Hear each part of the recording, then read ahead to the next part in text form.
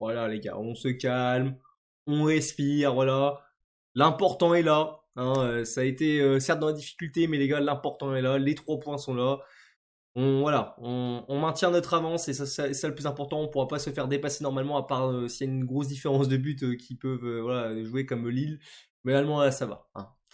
Bref, eh bien, c'est à tous les amis. J'ai le plaisir de vous retrouver aujourd'hui pour le débrief de OL à JOCR. Victoire 3 buts à 2 de nos Lyonnais dans un match qui est parti un peu dans tous les sens d'une certaine manière, si on peut dire ça comme ça.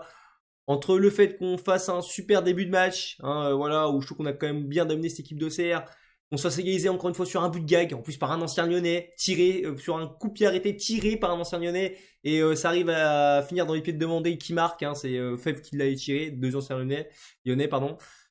Ça, après voilà, on arrive à revenir devant, on mène même de 2 buts, tu dis même pour la différence de but c'est bien, mais non, il a fallu qu'on prenne, voilà, qu'on prenne un but encore une fois dans les dernières minutes de jeu, qui pour une fois a été sans conséquence. D'habitude, franchement, on est dans 90% des chances du temps, 90% du temps, pardon, on se faisait égaliser. Là, ça va, on a réussi à maintenir et on a gagné 3-2. Hein, contre cette équipe d'OCR qui, bon voilà, n'a pas proposé grand chose. Hein.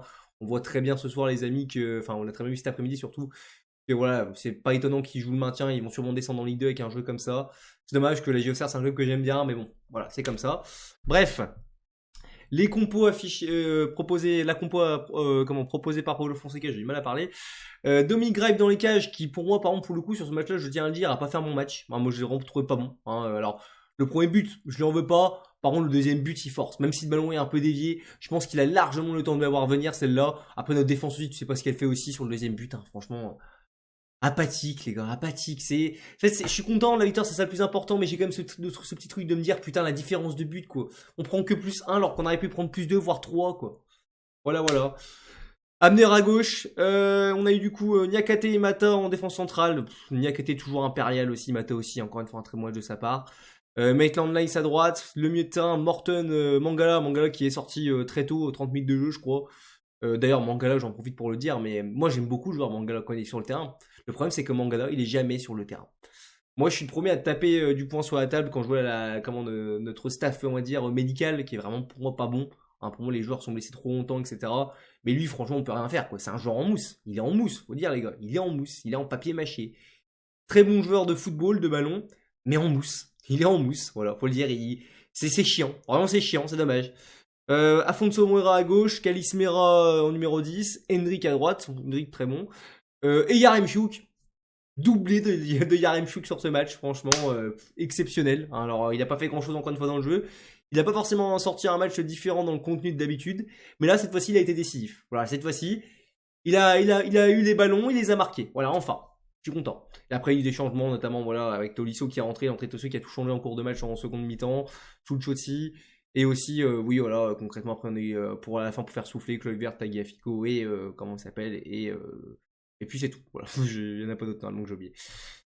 Donc écoutez, comme je le dis, un match qui pour moi commence plutôt bien. On met vraiment l'intensité, on met vraiment les bons ingrédients pour acculer cette équipe d'OCR et leur faire mal. On a clairement dominé.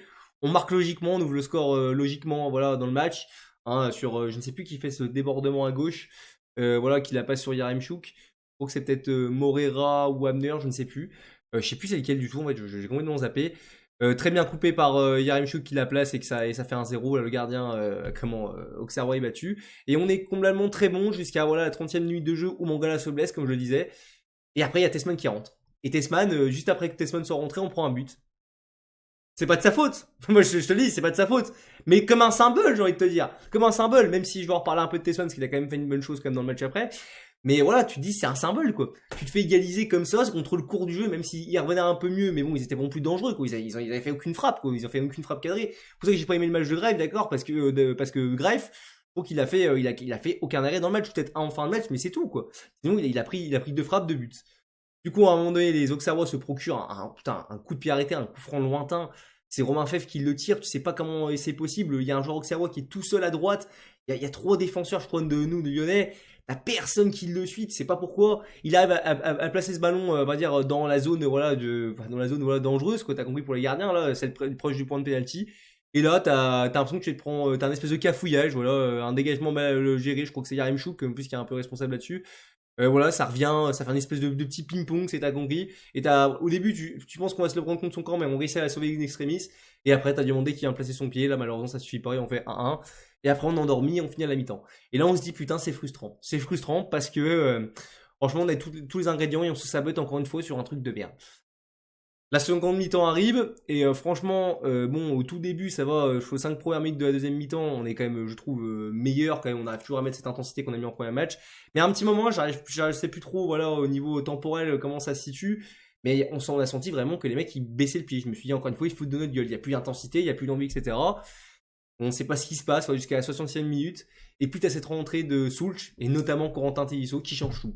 Corentin Tolisso, voilà, qui sur son but, alors déjà récupération, il me semble, de Tanner Tessman, et c'est ça que je disais qu'il a fait de bien. Très belle récupération de sa part au milieu de terrain, parce que c'est vraiment pour moi cette récupération qui amène de but au final, hein, quand tu regardes bien. Il coupe, on va dire, la phase de transition possible des Auxerrois. En sachant que voilà, il a aussi un peu de réussite sur sa passe parce que vous savez ça, il essaie de faire une passe, je pense que ça va aller en direction d'Yaremchuk, mais en fait c'est dévié et ça va sur le côté de Tendless qui est lancé, qui la centre et qui est Tolisso qui sent bien le coup venir. Pourtant, comme on le dit toujours, il est numéro 8, il est milieu offensif, défensif, on sait pas quoi. Et Tolisso il s'est joué partout au milieu. Il arrive aussi à couper en tant que numéro 9 ce but. Et voilà, ça fait 2-1. Et on se dit putain, on reprend un peu d'espoir. Ce que j'ai bien aimé, c'est que après ce but, tu vois, on n'a pas cherché à baisser le pied, on a essayé d'en marquer un troisième. Et c'est ce qui s'est passé avec ce magnifique centre aussi de Tolisso, hein, voilà, de Tolisso qui à l'arrivée, voilà, de faire un magnifique centre. Yarimchuk qui coupe aussi très bien. Enfin, il a très bien coupé là, il a senti le coup de venir. D'habitude, je trouve que Yarimchuk il est trop statique, il cherche pas à se projeter à FC. Là, il coupe parfaitement, ça fait 3-1.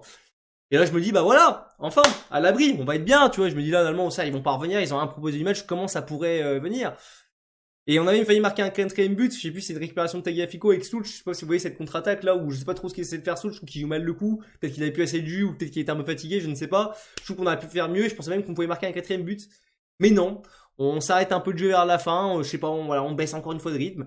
Et sur une frappe que tu crois qui est complètement anodine à l'Auxerrois, déjà ça, voilà, il y a un espèce, je sais pas comment l'Auxerrois peut avoir autant de place et de temps pour frapper. Il y a de la place devant lui et au niveau temporel, personne ne rend l'attaque. Il frappe et on se prend un deuxième but à la fin, voilà, la 86e, 7e minute. Et tu serres les fesses, hein, voilà, ça commence à célébrer Moira, là, qui cherchait à jouer le temps dans son coin, là, au poteau de corner adverse au Serrois. Non, franchement, les gars, qu'est-ce que c'est des crispants, encore une fois, mais pourquoi on se fait du mal comme ça à chaque fois? C'est un truc de dingue, ces machins, tu dois les plier, les mecs, ils sont dans le maintien. Putain, t'as l'occasion de te faire une différence de but un peu plus, tu vois, en plus c'était peut-être le dernier match de la saison où tu pouvais te faire, avoir la possibilité de te faire une différence de but un peu plus facile, tu vois. Et là tu le fais pas, tu prends qu'un but. Bon après la victoire c'est ça le plus important. Mais voilà quoi. Après tu vas jouer Rennes, il me semble à domicile dimanche prochain. Après c'est Toulouse, après c'est Lens. Là c'est que des équipes quand même d'un niveau moyen, voire moyen plus de Ligue 1. Enfin même Lens c'est très bon, Rennes c'est très bon. Et Toulouse bon c'est un peu bizarre en ce moment, mais ça reste une équipe au milieu de tableau. Là, t'as que l'équipe facile. Donc là, maintenant, le niveau va s'intensifier. On va avoir 3 derniers gros matchs. Mais bon, le plus important, c'est qu'on a quand même gagné celui-là. Je préfère voilà, perdre des points contre Lens et voilà, à la fin de la saison être déçu que perdre des points contre Auxerre. Enfin, entre nous, hein, quand même. Donc voilà. Bon, malgré tout, quand même satisfait. Quand même, hein, satisfait quand même parce que voilà, on maintient notre régime après cette belle victoire face au Paris Saint-Germain. On continue, on enchaîne mine de rien une espèce de petite série hein, après cette victoire face à Lorient et à Paris. Ça fait une série de 3 matchs. Ça serait bien d'aller gagner contre Rennes la semaine prochaine, les amis, par pitié, ça serait vraiment bien. En plus, c'est un concurrent direct. Non seulement toi tu te mets bien, tu continues à lancer, et en plus tu peux peut-être voilà tuer mentalement Rennes ou vraiment leur faire très mal pour le sud de la saison. Ça serait vraiment super cool. On verra, voilà, c'est là, j'ai envie de vous dire, voilà, le destin est entre les mains de nos joueurs et du coach, etc. Mais en tout cas, j'ai très bien aimé sinon voilà ce match, notamment dans tribune. Je trouvais que pour un samedi, là enfin, on a une belle ambiance hein, avec d'ailleurs toutes les tribunes qui étaient en blanc, les Bad Goon et les 1950. Donc aussi, c'était aussi. J'ai pas aussi compris pourquoi il y avait les flocages des prénoms. J'avoue que j'ai pas suivi ça. Bon, je pense que c'était pour une bonne initiative. Je pense que c'est bien de faire ça aussi, je pense dans le football. C'est mieux que les flocages arc-en-ciel, voilà, moche. Hein, voilà. Alors moi, je suis totalement pour la lutte contre l'homophobie, mais des fois ça c'est vraiment moche, quoi, vraiment. Comment il y a d'autres manières de lutter contre ça, tu vois. Mais c'est vrai que là, voilà, je suis quand même content. Bref, c'était la petite aparté. Très content voilà, de cette victoire. Alors, on maintient de notre régime. Les tops, les flops. Alors, les flops, comme j'ai dit, Dominique Greif, donc j'ai pas aimé son match pour le coup. Alors, autant, là, il y a des matchs, certains matchs, il a été monstrueux. Hein, ça penche pas ce que je pense de lui. Voilà, j'ai complètement retourné ma veste depuis certains matchs sur lui. Voilà, il est vraiment très fort, mais sur ce match, il a pas été bon, je trouve. Après, en flop, c'est compliqué vraiment d'en donner un en particulier. Après, ouais, j'ai pas envie d'être non plus trop méchant. Je sais pas, peut-être Abner, des fois ça n'a pas été non plus terrible non plus. Abner, sur certains aspects de son match. Maitland Nice aussi, des fois il est un peu agaçant, mais il fait comme une passée, donc c'est quand même compliqué. Donc ouais, je sais pas. Les tops, par contre, bah, l'entrée de Tolisso. Hein. Énorme Tolisso. Encore une fois, Tolisso qui rentre, qui marque. Bravo, enfin, qui fait même une passée, qui est décisif. Hein.